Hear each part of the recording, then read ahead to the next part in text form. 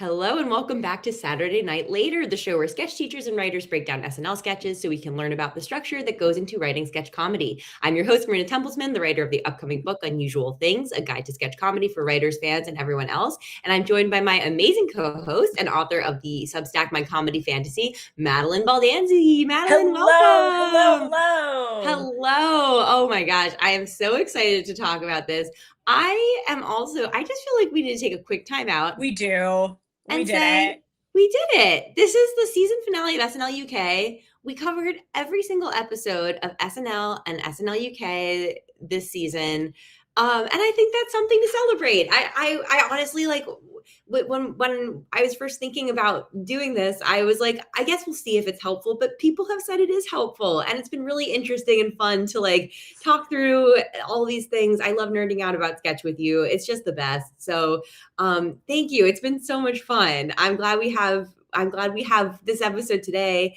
And a little announcement that we also have a mailbag episode coming up. So I'm very excited. Madalyn and I are going to do a mailbag episode next week on Tuesday, May 26th at 4:30 p.m. Eastern. So any questions that you have about sketch comedy, about writing, maybe you are interested in dabbling in directing for the first time and you're nervous. Maybe you're a performer who's frustrated with the parts you're getting in your sketch team. Like whatever your questions are, Madalyn and I have done so many sketch shows and would just love to answer your questions and talk through them.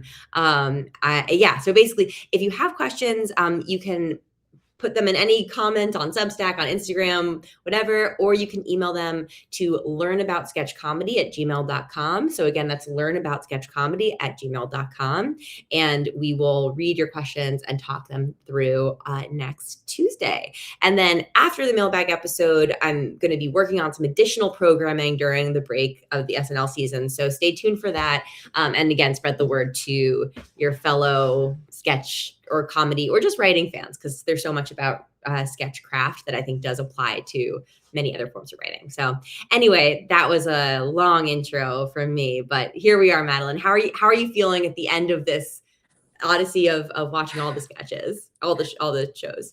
I feel so good about SNL UK. There were some really poor episodes for sure, but Mm-hmm. there's also some real gems. I do feel like they're starting to find their identity. Mm-hmm. Think it could I think it could be quite good.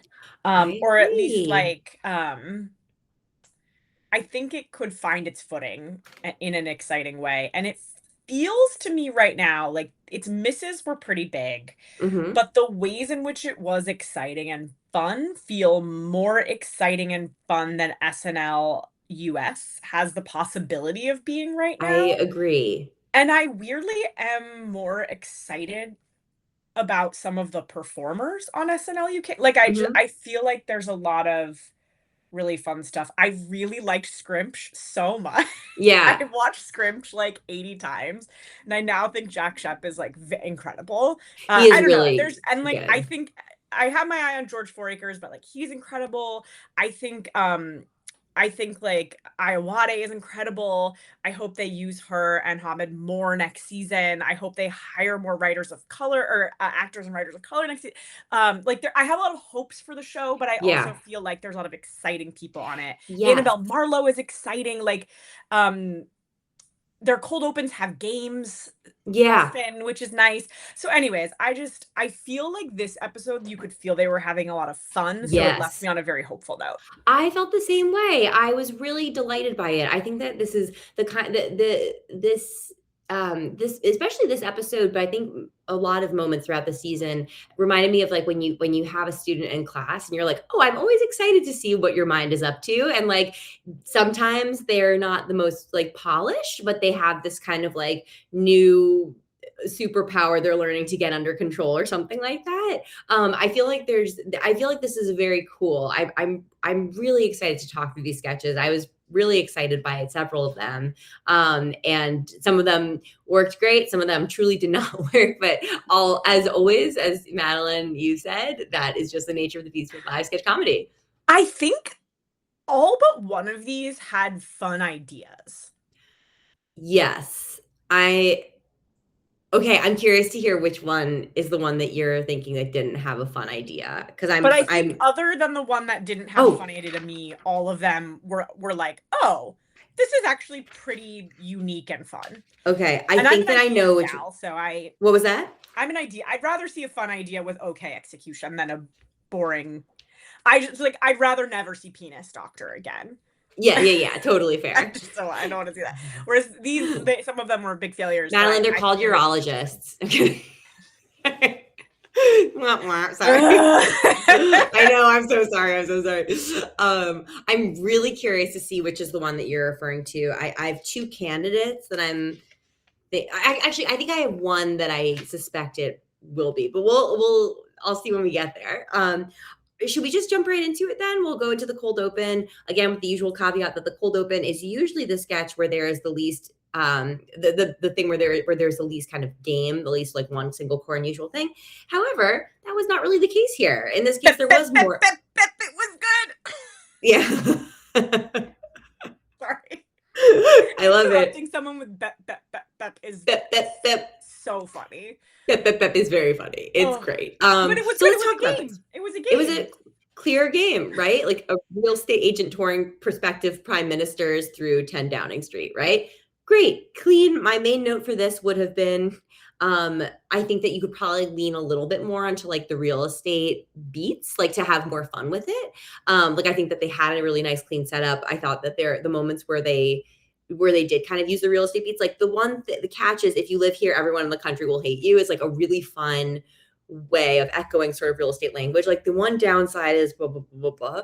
And I kind of would have loved to see like maybe a couple of things like that were just pulled from the world of real estate tours.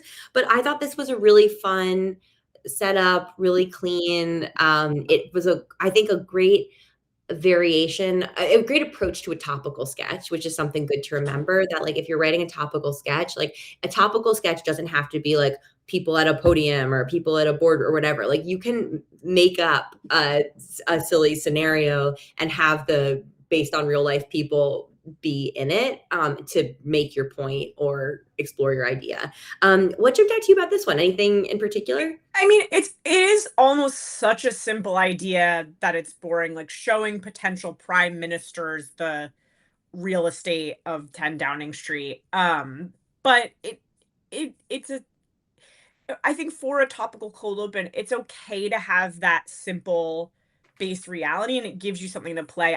I agree with Marina. Like, I don't know, I cannot pitch beats for this because I do not know anything about who is up for prime minister. But like someone asking like how tall the ceilings are because they have some like weird tall thing they want to fit in, or like asking can they repaint, can you own it?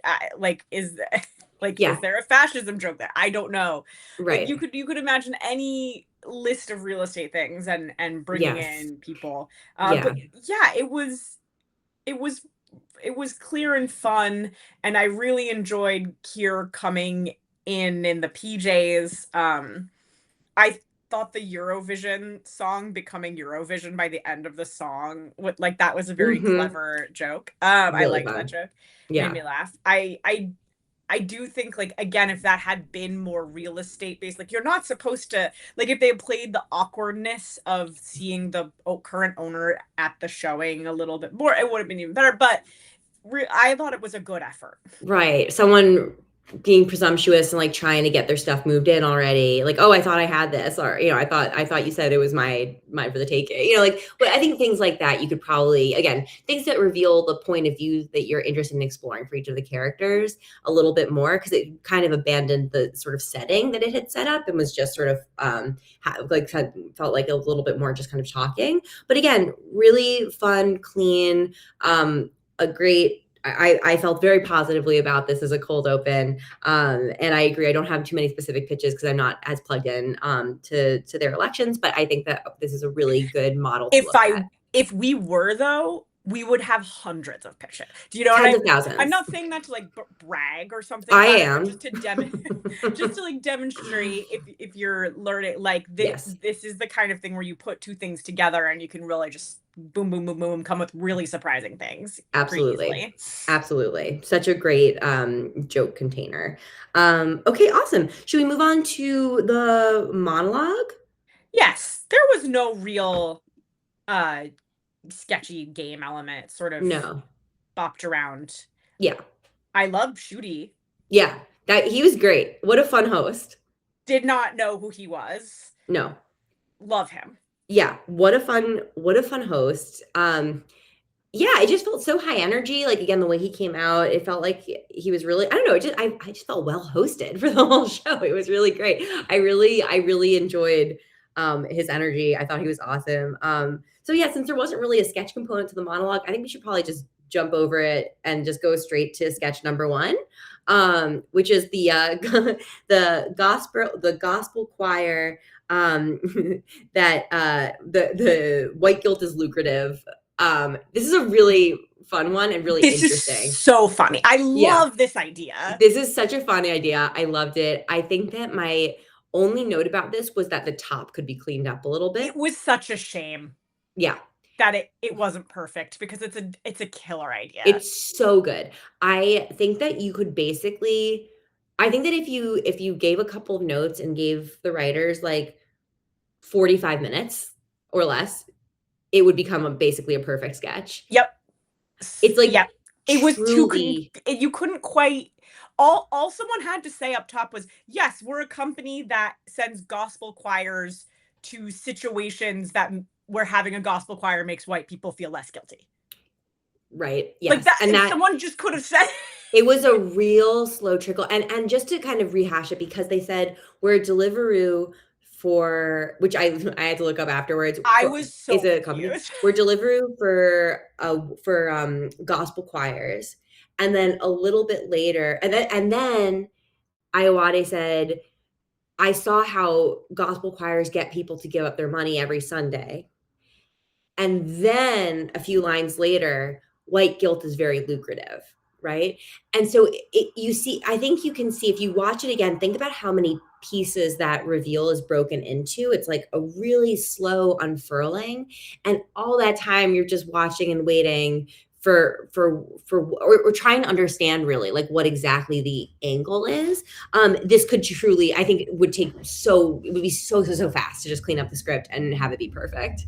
I wonder if this was a little bit of a like directing problem. I don't know if both pre-tapes had the same director, but the Blippi sketch had kind of the same problem.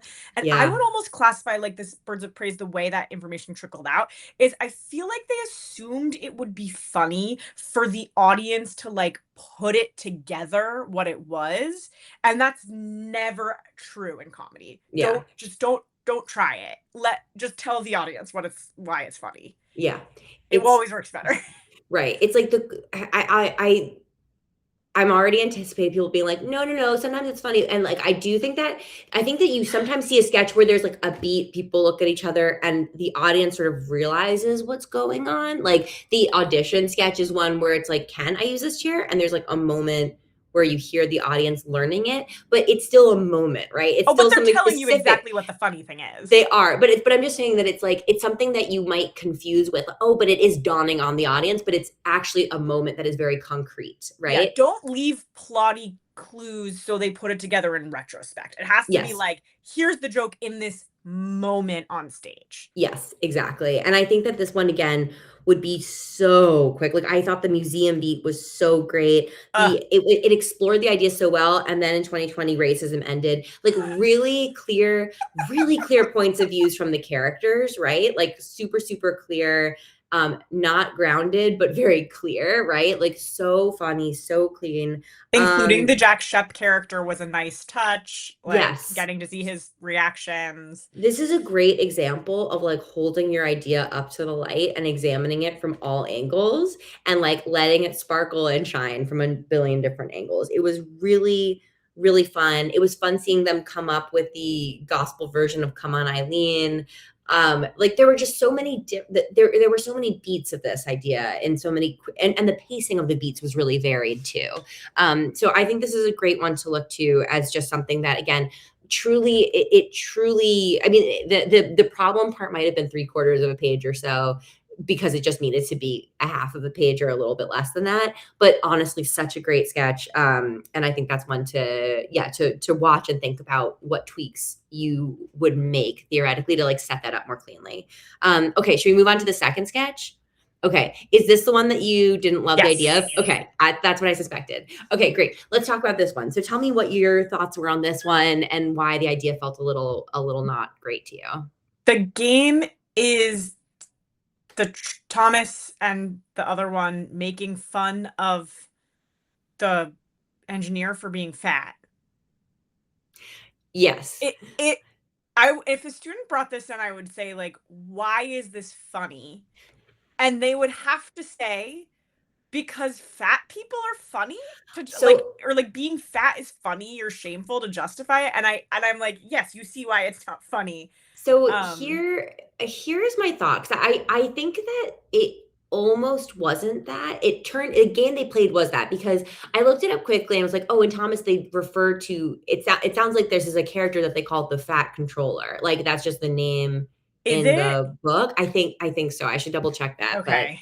But let me just do a quick check. I think that they do call, yeah, the Fat Controller also appears in television series. Okay, great. So yes, they call him the Fat Controller. So the observation in theory was, it's pretty wild that they just call him the Fat Controller. However, all of the beats that they played were like, check out that Fat Controller, right? So I think that this is an example of like, you made it, the observation is one that's fun, right? Like it's pretty weird to like just call a character that. However, the game that they played isn't playing with the parts of the idea that are fun. Yeah. Yes, Madalyn, what are you thinking? Teacher, could we set it up like this, where like we're doing an active thing that happens on the show? They're like in the middle of their daily meeting or something, and they're bringing up things that happen, and then Fat Controller is like, hey guys, do you think I could have a different name?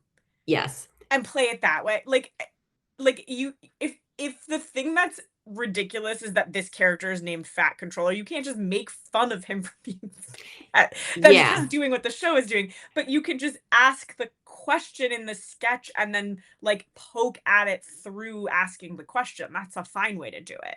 Absolutely. I think that is exactly right, and just would have framed more specifically what exactly they wanted to play with. But yeah, I think it just really wound up turning into like weight jokes, eating jokes, and then it got really plotty at one point too, where it's like they grabbed his balls and then a kid sees it, and it was just like this is just a little all over the place. And I think it was all over the place just because there's just like a cap to how much fun you can have if what you're playing is like making fun of somebody's weight, right? Like, and I really don't think that's where the idea came from, but that's how I see that now. Yeah. Yeah. There's so a good this version is one of this sketch. Absolutely. If a student brought this in, I would say, okay, let's take a step back. Like, let's talk about the observation that you made. And then let's actually talk about like different ways to approach it. I think the way that Madalyn described it is great. Like, I think that you could have a version where it's like, are there other controllers from different train stations who have different names to it, right? Like, are they all just like sitting in a bar feeling sad about the nicknames that they have? You know, like there's any number of ways to play it, but I think that this was not it. So anyway, just I think a very classic, I think kind of sketch 101 thing where it's like, oh, you've walked into an observation that's kind of interesting, but like you sort of just followed it down the wrong path. So you just want to back up and think, okay, so where else can I take this instead? What are 5 to 10 other ways that this could play out? So yeah, that's my, those are, I think that with this one, it's a pretty big picture rewrite. But yeah, I think a very teachable one too. So, all right, should we move on to the I am less furious now. I'm less mad about it. So that's yeah. I understand where the student is coming from. Yes, absolutely. Yes. I think it's an honest mistake. Yes. I did, like, Al Nash was very game for doing that. Good, like he played it well, and I was just like, oh. Yeah. It feels like he's doing a good job, but they gave him nothing here. Yeah, truly Okay. nothing. So, The all right. travelage Yes, sketch. this is so interesting. Okay, tell me your thoughts on this one. This is Louis Theroux, and I like that they said they kind of clarified this is a documentarian who does documentaries about different difficult subjects. I don't know that I've ever seen one of his documentaries, but I'm familiar with the name. Um, this is definitely a sketch that's an example of kind of like onboarding the viewer, even if I wasn't immediately familiar. So yeah, what did you think about this one, Madeline? I did not know who this was. The audience loved this, so I think that to me, it seemed like a really good example of taking an incredibly small thing and blowing it out of just, like, the observation that this person is constantly, like, checking in on their subject, right? Yes, Like, "Can I say yes, that? Is that okay? Should we get started?" Like, I thought that yes, impression was very fun yes, based on how the audience was reacting. yes, Uh, absolutely. the idea to make it be him doing it to himself was I, like, not quite sure how I feel about it. It was almost like another unusual thing, but it was really fun, and I liked how I just was pretty on board, and I enjoyed it. Yeah, totally. I think that I really like the idea of, like, locking into these specific mannerisms, like his impulse to signpost and, like, is that right? Is that fair to say? It was in that moment. Like, those turns of phrase all felt fun. I think I started really liking it once he turned away from the mirror, and it's like, "Oh, there's another one of him." That I Yeah. thought was great. My main note for this one was that it could have maybe been directed a little bit better to kind of to almost be Yeah. conducted into kind of a crescendo a little bit more. I think because I think this was a really cool idea. Again, I didn't immediately know the documentarian, but I really liked what they were doing. But I think that with something like this, you want it to feel like a little bit of a beautiful song, right? And like the different almost the instruments are coming in. It actually reminds me of a there's a short play by David Ives that's called Philip Glass Buys a Loaf of Bread. And the way it plays out on the page is very cool because the first page is basically like Philip Glass goes up to the bakery Ah, and it's like, hi, could I have a loaf of bread? Whatever. And then you turn the page and it's like, can I have a loaf of bread? A loaf. Can I have a loaf of bread? And it's just in the way that a Philip Glass song sort of has these sort of um, strange sort of cycles of notes and tune and all of that stuff.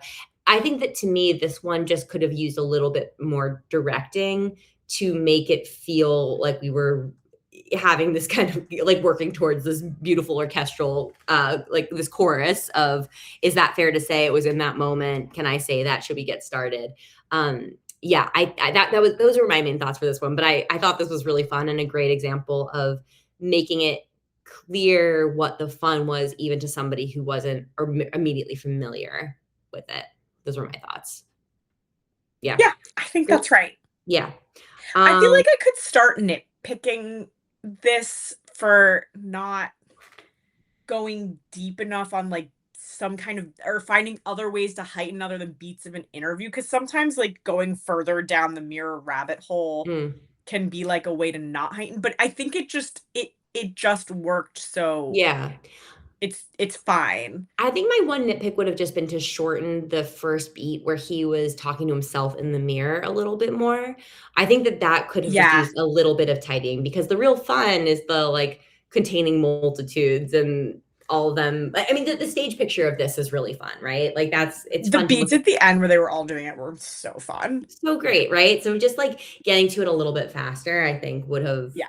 been really, really Yeah. good. Yeah, this was delightful.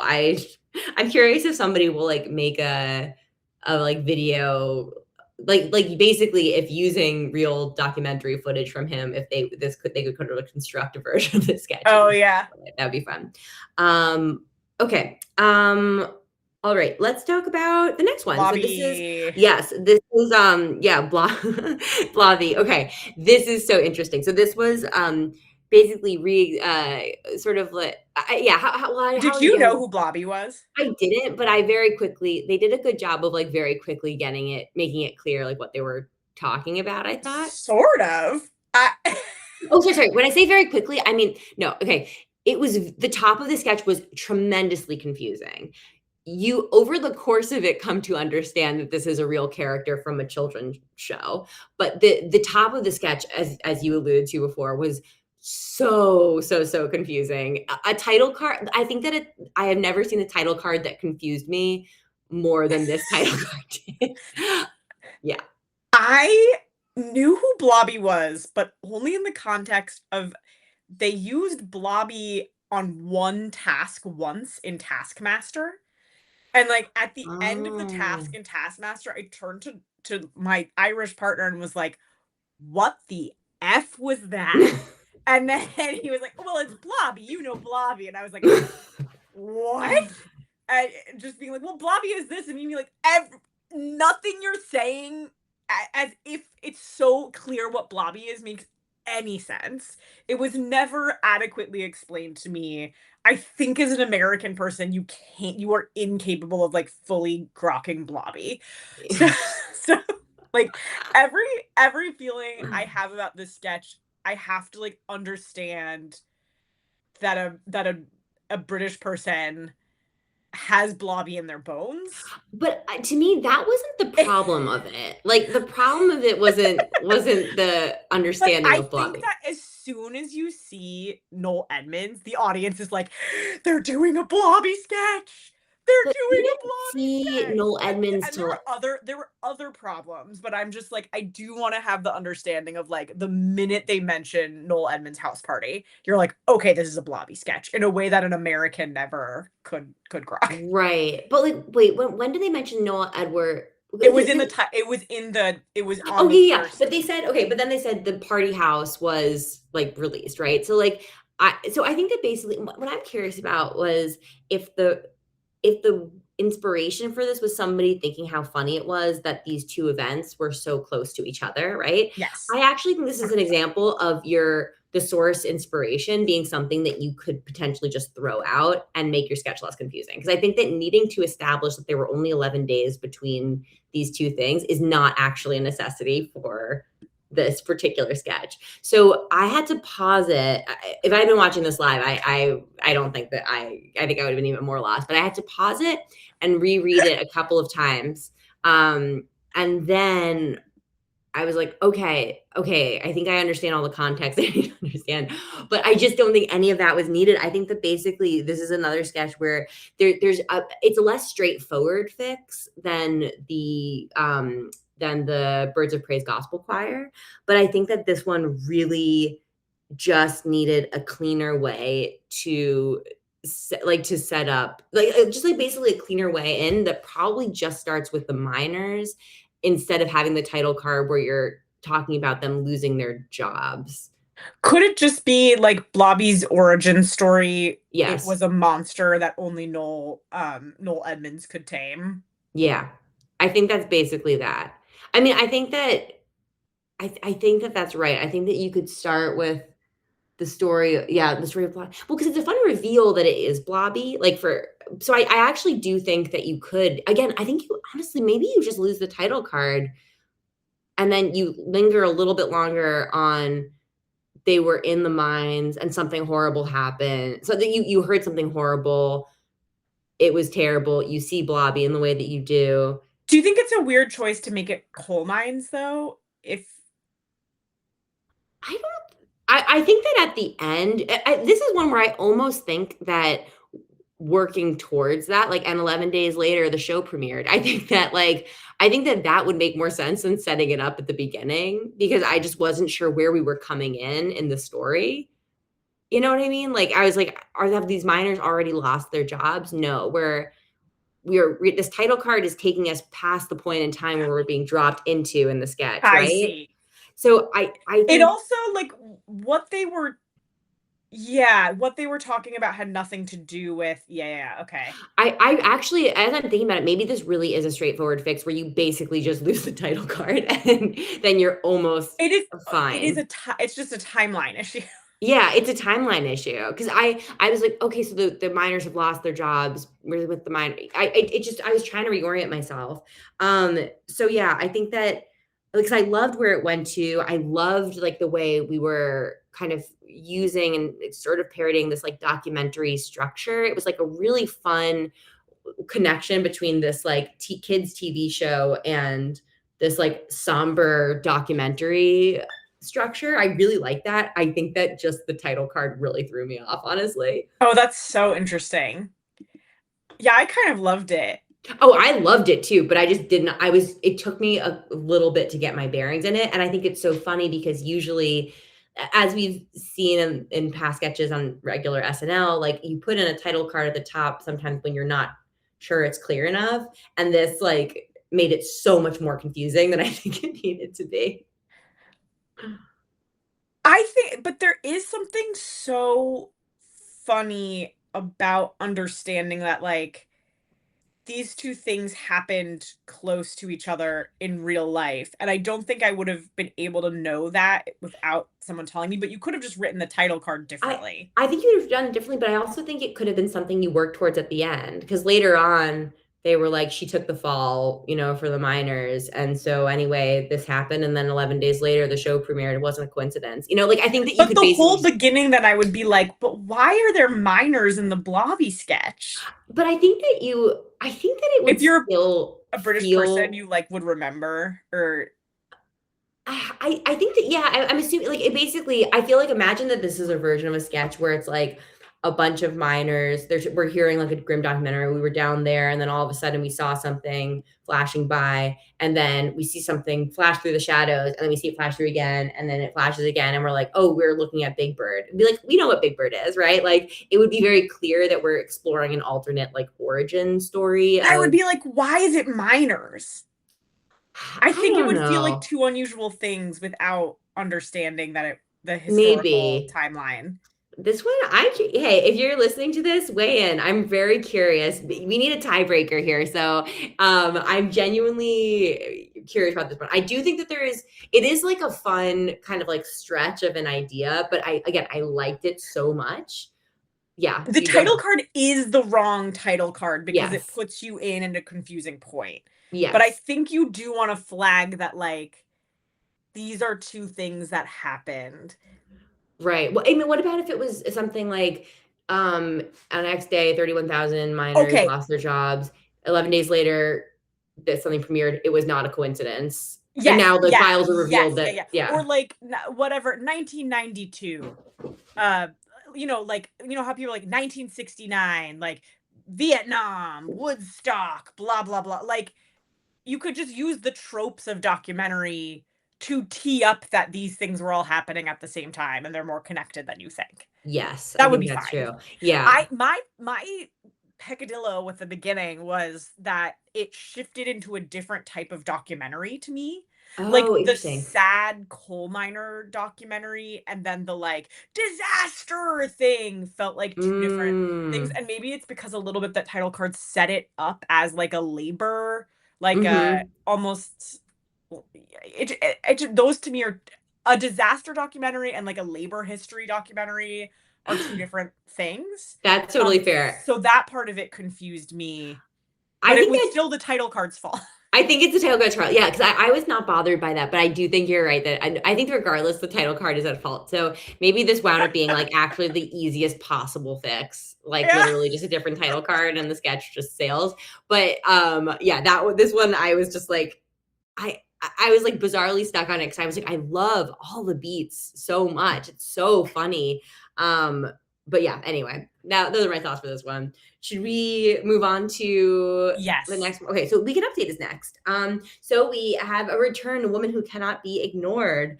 Thoughts on our woman who cannot be ignored? Was this the first returning? I think so. I think that's right. Good for Emma City. I love her. People on Reddit love this. I don't think I love it quite as much as them, but I thought this time it was better and clearer. Yes. And I liked that Patty started to give her a little bit more to play off where he's like, I'm attracted to you somehow. Yes. Because I can't ignore you. Like that helped kind of clarify her a bit. Yes. I think that this one just to me still needs more specificity about like, is it just confidence? Like I really like this, the misplaced confidence is fun. Like I really love like I punched the guy who came up with it is like as like a bragging rights thing. The performance is so much fun. I just find it like, I feel like just one little bit more specificity. I was starting to wonder if maybe our problem with it, or needing more specificity about like the way that she's can't be ignored, is sort of like an American thing, because people here are a little bit louder and more confident to Mm. begin it. Like I think English people, like, it's tall poppy syndrome, right? Like you don't want to draw attention to yourself at all.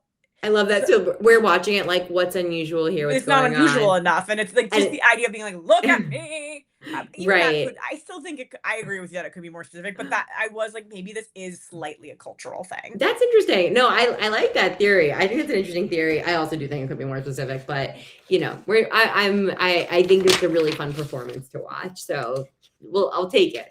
Okay, we have two other desk bits.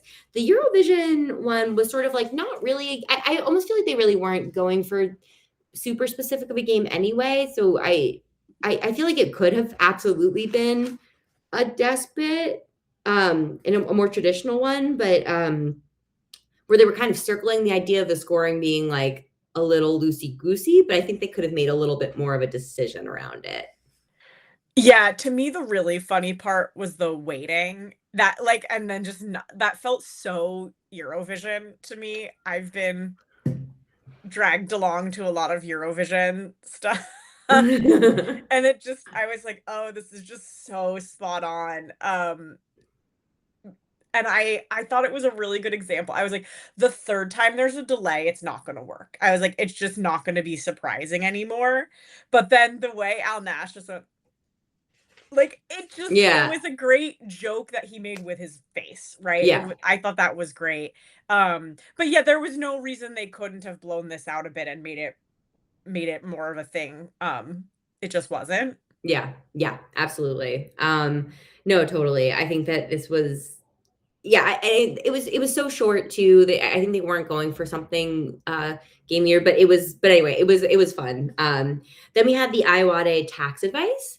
This is one that I also would have loved to get a little bit more specificity around. And it's also interesting because it is the second time Oh yeah. Iwade has played herself, Again. actually.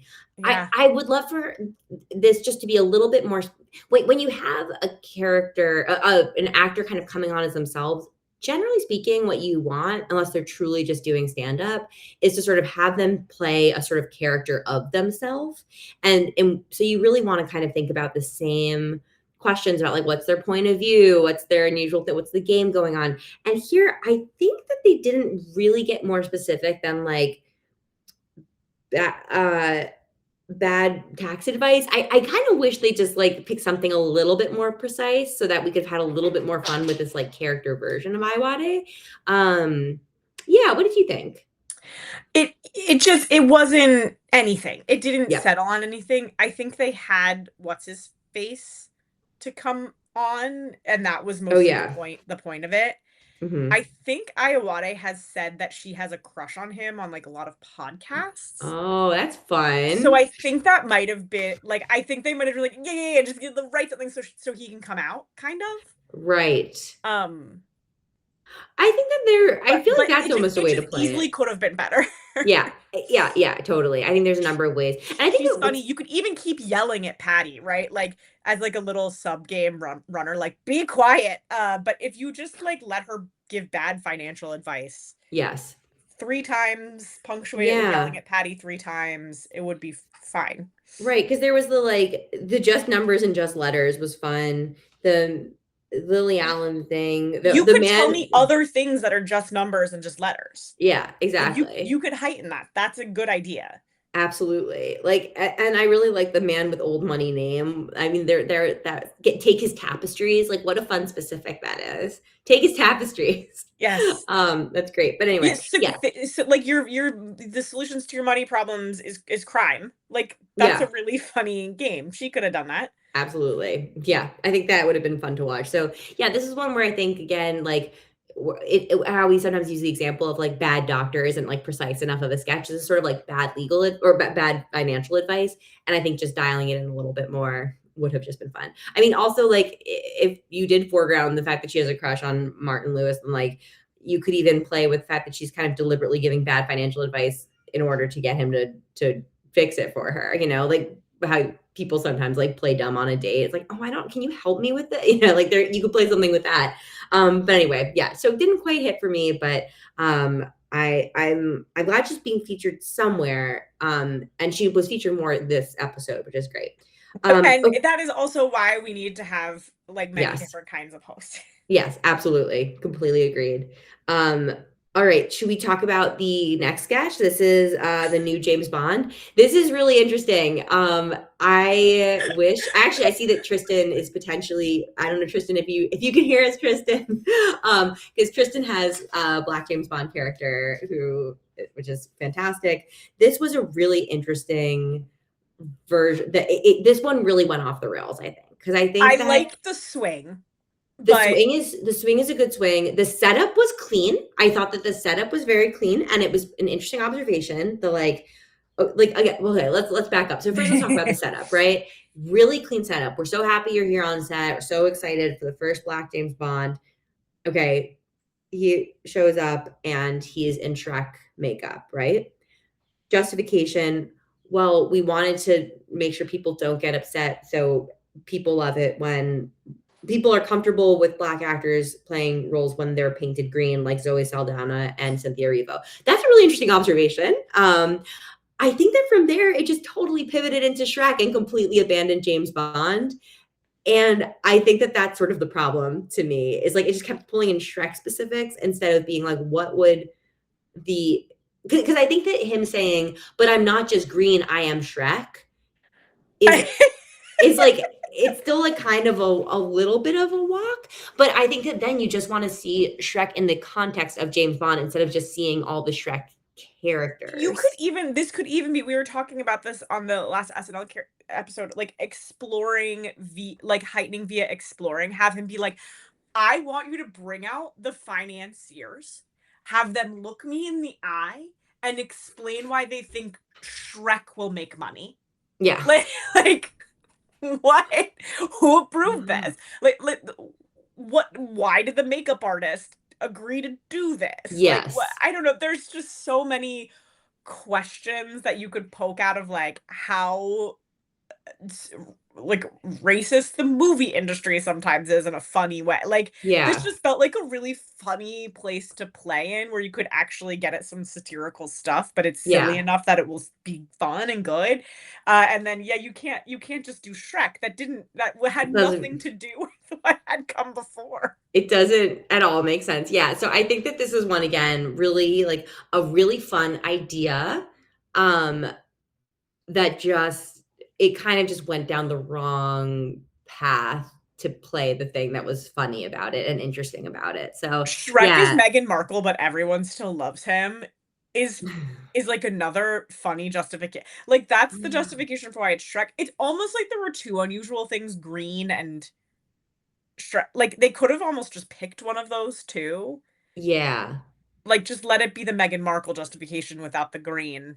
Just right. I don't know. Like it's kind of two unusual things, although that's sort of why it's so fun. But I just would have loved to see like what does it look like for him to like, you think through what are the traditional James Bond beats, right? There's like gadgets, there's like a sexy lady with him. Like what does it look like to see Shrek Bond like with a sexy lady, not from Shrek, because then you're starting to make it feel less, but in the world of James Bond. A cool antenna thing. Like it could be anything. Yeah. It felt like just it pivoted into the wrong direction. Doing the accents is not on game because the game is the movie studio has no confidence in a Black James Bond, right? Like yeah, it's a great like satirical setup, and it just I was like, oh no, like wasted. I know this is one where it's funny. There were a couple of sketches this show where like the first half page just needs fixing. This is one where it's like keep the first half of a page and then just get rid of the rest and like start all over again midway through page one, because you are so close to being on your way to something really fun and playable, and it just didn't do it. This could have been epic. Like this could have been one that gets passed around the internet forever, and then it won't be. Yeah. No, it won't be. But great assignment. Rewrite it starting after the reveal.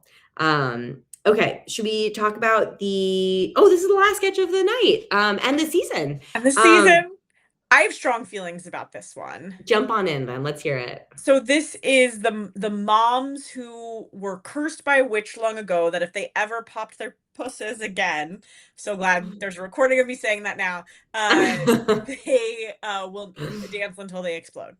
Um, I really like this idea. Me What I too. like best about this idea is watching someone do like fun TikTok dances while their face is distressed, right? Yeah. Like that to me is so funny. Is like doing like things that are fun while being like help. Like that's so just the physical comedy of that is so funny. And I think this is another one where they almost had it. But they took this chunk in the setup could have been a little bit cleaner. Yeah. They could have just been like the curse and said it and accidentally done the dancing. But there was this middle chunk where they were going through different dances because it's like fun to see different dances, but that isn't what's funny. So it was No. a big distraction from the game right in the middle. And then they got back to it. Like yelling at Yeah. your daughter to shoot you while you're doing a TikTok dance is like Yeah. really funny. It's But the fact that they just abandoned it and then came back to the game really took the sales out of it. Yeah, and because it was a lot of like, look at this, now she's doing this, now she's doing that. It felt again like kind of weirdly plotty in a funny way, and sort of passive. So I think that it's just it's so interesting. This one was also a little hint of like of that like paying off later when they're like, well, what about the curse? Um, Early on before the dancing started. Like Yeah, just like, honey, you know I can't dance because I was cursed by a witch when we like yeah. just say the thing. It's fine to just say the It's thing. it's fine to just say it, you don't have enough real estate not to. So I think that more often than not always, but like more often than not, you just want to find a way to say it. And that's the perk of a sketch versus a play, because in a play it would be so foolish to do that. But in a sketch, that's just that you're not working towards it, you're jumping off of it, right? So We that's what just you want need to to get do. to them dancing and looking distressed as soon as possible. So You know it what? doesn't It matter how you get there. it kind of reminds me, I'm pretty sure I remember this correctly. Luke, my husband wrote. I think my husband wrote this. A sketch. It was like Speed. It was like the movie Speed, but I said on a conga line, where it's like if the conga line slows down, it'll explode. Um, and yeah, that's one where it's like sort of like dancing, but there's an emergency. It's like a really fun idea to play with. I think you just have to figure out sort of like you can see how Speed, but on a conga line, like has more specific beats that it can activate based on the borrowed source, right? Speed. This one I think just needed a little bit more deliberate intention in the laying out the beats and like how it wanted to move through that premise. Um, I did like my entire bloodline is cursed or whatever. That my entire bloodline in that context was really fun. But yeah, anyway, that was the last sketch of the night.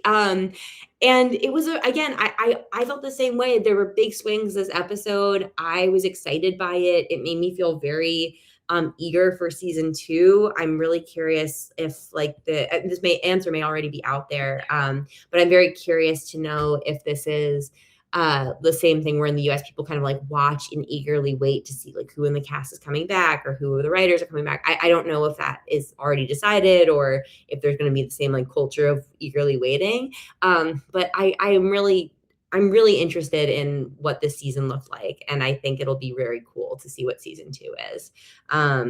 Yeah, any final thoughts on this season? I'm excited. And thanks Yeah. for letting me do this with you, Marina. It's Oh, so this is fun. so much fun. I'm so glad we're doing this. And I am so excited for I guess it will be season 2 of this show too. When we are back with both SNL and SNL UK. But in the meantime, remember that we have our mailbag episode next Tuesday, May 26th at 4:30 p.m. So please send us questions. I love the questions that we've gotten so far. Again, they can be questions about sketch, about writing, about performing, about any number of various mediums. Like Madalyn and I have, I think, probably written in every like I podcast, think film, combined it might audio, be everything. Like um, ads.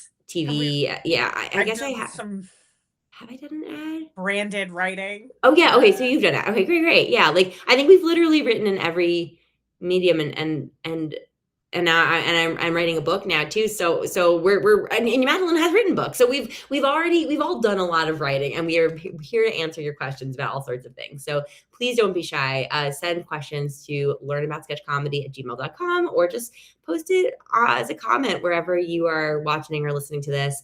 And also please do rate, review, etc. the podcast on Apple Podcasts. And thank you so much, everybody, for tuning in and being a part of this. It has been so much fun to nerd out about sketches. Madalyn, I'm so excited for next week and so excited for when this next season comes out. Me too. Thanks, Yay! Marina. All right. Talk to you later. Thanks for Bye, listening. everybody. Bye. Bye.